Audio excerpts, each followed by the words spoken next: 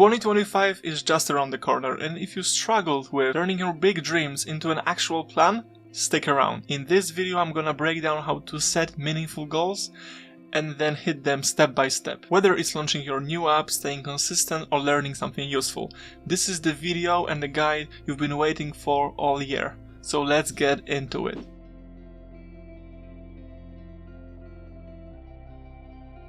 Hey everyone, welcome back to the channel, and if you're new here, my name is Kuba and I'm a seasoned app developer with over 6 apps live on the App Store. Today I'm doing something that I love, planning a year ahead.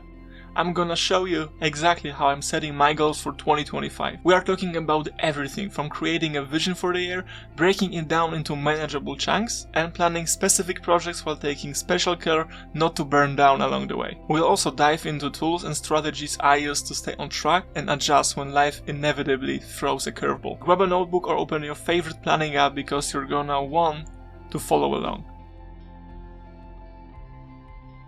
Alright, let's start with big picture.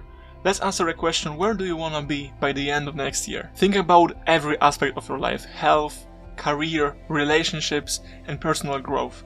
Take everything you care about and imagine your ideal state in these areas by year's end. Once you have that vision, split it up into many subgroups. For example, relationships, work, personal growth. These smaller steps will become your roadmap, fitting neatly into your quarterly goals and making the big picture more actionable. Think of these areas and vision as like your North Star, things you will work toward all year. For me, one goal, for example, is to publish new 2 apps on the App Store. Another is hitting 1000 subscribers here on YouTube, and another is to stay active in the gym.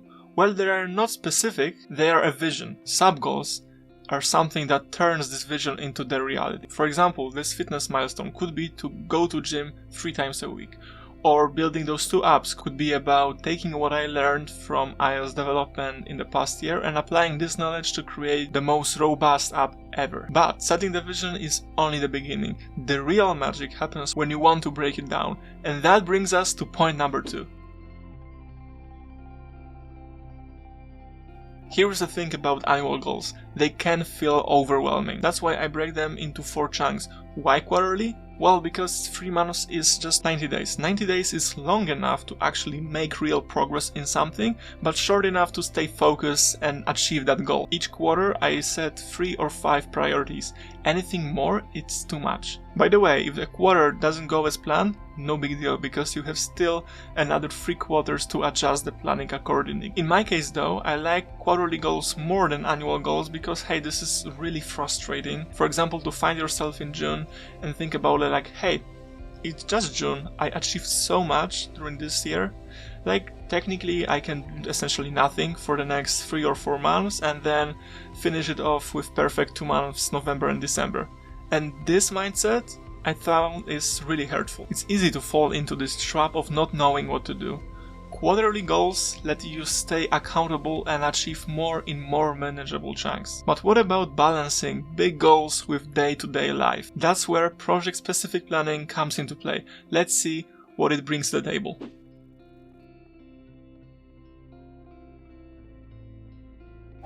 Now let's zoom in on individual projects, whether it's launching a new app, growing a YouTube channel, or maybe achieving your fitness goals. Each project needs its own plan. Here's how I do it. First, I define the outcome. For example, launch app X by June. Then I break it down into smaller tasks.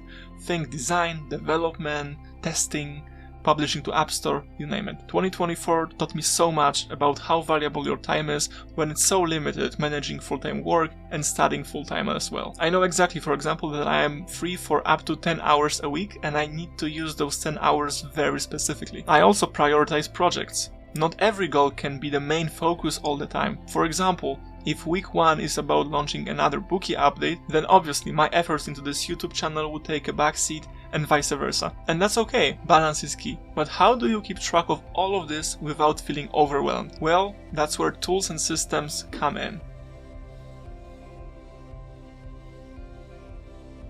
Alright, this is the part I'm most excited about. Well, when it comes to planning, obviously I use my notebook, more on which you can learn in this video. For project management, for example, I use Notion. It's perfect for planning and organizing everything.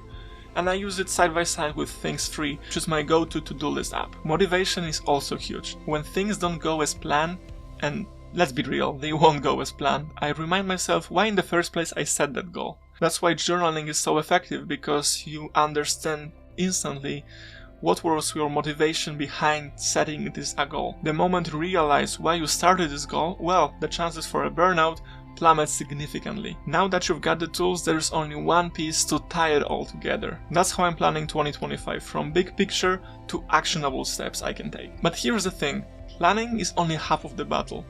The hardest part comes in when you have to stay consistent during the year. If you want to dive deeper how to actually stick to your goals, check out this video when I share exactly that. It's all about building habits that last, something that will make your 2025 the best year yet. In January though, I will have so many new videos on that topic, how to set goals and how to make 2025 the best year yet, all while staying productive as indie dev working full time. So stay tuned and I'll see you there.